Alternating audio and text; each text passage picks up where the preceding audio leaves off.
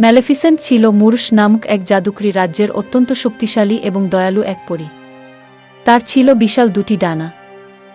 ছোটবেলায় তার সাথে স্টেফান নামে এক সাধারণ মানুষের বন্ধুত্ব হয়, যা পরে ভালোবাসায় রূপ নেয়। কিন্তু স্টেফানের মনে ছিল রাজা হওয়ার লোভ। রাজা হওয়ার জন্য সে ম্যালেফিসেন্টের সাথে বিশ্বাসঘাতকতা করে এবং তার ডানা দুটি কেটে নিয়ে যায়। বিশ্বাস হারিয়ে ম্যালেফিসেন্টের মন পাথরের মতো শক্ত হয়ে যায়। যখন স্টেফান রাজা হন এবং তার একটি মেয়ে হয়, অরোরা, তখন ম্যালেফিসেন্ট প্রতিশোধ নিতে রাজপ্রাসাদে হাজির হয়। সে অরোরাকে অভিশাপ দেয়। অরোরার ১৬তম জন্মদিনে সে একটি চরকার সুইয়ের খোঁচা খাবে এবং চিরনিদ্রায় তলিয়ে যাবে। কেবল প্রকৃত ভালোবাসার চুমু এই ঘুম ভাঙাতে পারবে। রাজা অরোরাকে বাঁচাতে তাকে বনবাসে পাঠিয়ে দেন ৩ পরীর কাছে। কিন্তু ম্যালেফিসেন্ট আড়াল থেকে সব সময় অরোরার উপর নজর রাখত। অরোরা বড় হওয়ার সাথে সাথে ম্যালেফিসেন্ট তার সরলতায় মুগ্ধ হয়ে যায়।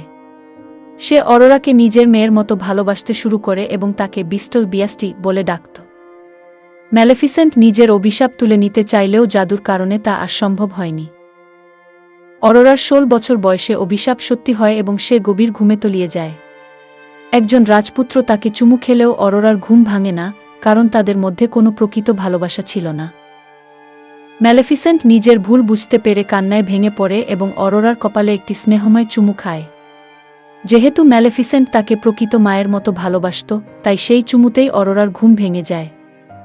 এখানে দেখানো হয়েছে যে ভালোবাসা শুধু প্রেমিক প্রেমিকার হয় না, মাতৃত্বের ভালোবাসাও। শেষ যুদ্ধে ম্যালেফিসেন্ট তার ডানা ফিরে পায় এবং রাজা স্টেফানের পতন হয়। ম্যালেফিসেন্ট এবং অরোরা মিলে মানুষের রাজ্য ও মুরের মধ্যে শান্তি ফিরিয়ে আনে।